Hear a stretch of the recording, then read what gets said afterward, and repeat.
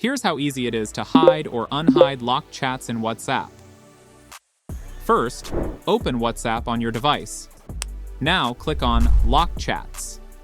At the top right corner, tap on Settings. Beside the Hide Locked Chats option, turn on the toggle. Now a pop-up will appear on the screen. At the bottom of the screen, click on Create Secret Code.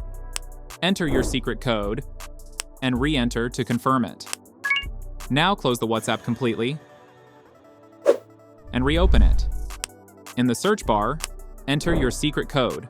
It will give suggestions for your locked chat. Tap on it. Now the locked chats will appear on the screen. If you want to unhide the locked chats, at the top right, tap on Locked Chat Settings. Now, toggle off the hidden locked chats. A confirmation pop-up will appear on the screen. Tap on Continue. This will unhide the locked chats. And that's it.